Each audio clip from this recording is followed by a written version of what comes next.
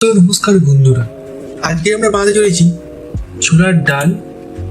তো প্রথমে আমরা ছোলার ডাল আর আলুটাকে একটা পাত্রে সিদ্ধ করতে দেবো। তারপর কড়াইতে নিয়ে নেবো কাঁচা লঙ্কা, তেজপাতা, টমেটো আর শুকনো লঙ্কা। তারপর সেটাকে কড়াইতে দেওয়ার ভালো করে নাড়াচাড়া করে নিতে হবে।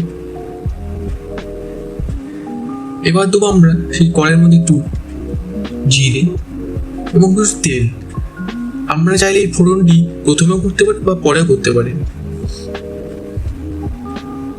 আর আমরা চাইলে এটাকে ভালো করে নাড়াচাড়া করে নেবে দেওয়ার পরে, আর এটাকে হালকা আঁচে রাখবে যাতে না বেশি কালো হয়ে যায় মশলাটি। এবার দেবো কাসুরি মেথি।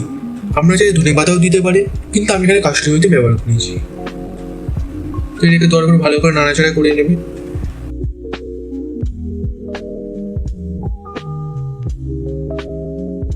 এবার দিয়ে দিলাম একটু অল্প পরিমাণ করে হিংটাকে ভালো করে দেওয়ার পরে একটু ভালো করে নাড়াচাড়া করে নেবে যাতে তেলের সঙ্গে ভালো করে ভেজে যায়। তারপরে মশলার সঙ্গে গায়ে গায়ে লাগিয়ে দেবে হিংটাকে,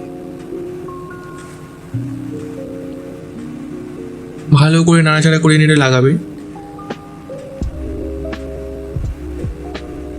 আমরা চাইলে এই ছোলার তরকারিটি ঝোল বা শুকনো শুকনো করে খেতে পারেন, সেটা আপনার ইচ্ছা। এখানে আমরা ভালো করে নেড়ে নিচ্ছি। এবার দেবো একটু পরিমাণের মধ্যে নুন। এখন আমরা দিলাম একটু চিনি,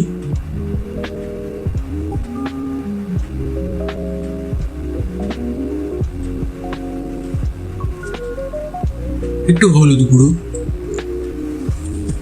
আপনার পরিমাণ মতন হলুদ গুঁড়ো নিয়ে নেবেন।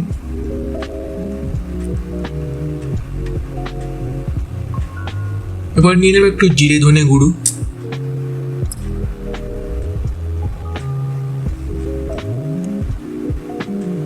আর এবার একটু নুন। আর আপনার ভালো লাগলে ভিডিওটা প্লিজ সাবস্ক্রাইব আর লাইক করবেন। কাশ্মীরি লঙ্কার গুঁড়ো।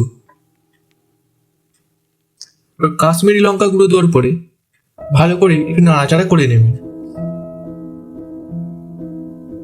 ভালো করে নাড়াচাড়া করার পরে অল্প পরিমাণে একটু জল দিয়ে দেবেন।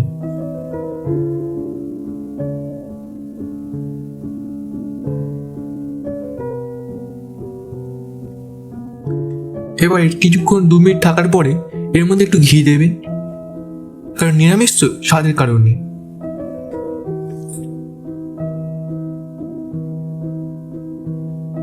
ভালো করে ওই ঘি দেওয়া মশলাটিকে নেড়ে ওই আলাদা পাত্রে রাখা আলু আর ছোলা যে পাত্রে রাখা তার মধ্যে ঢেলে দিতে হবে।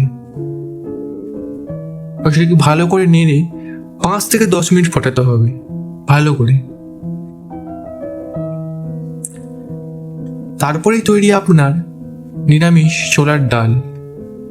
তো আমাদের ভালো লাগে প্লিজ লাইক অ্যান্ড সাবস্ক্রাইব করবেন।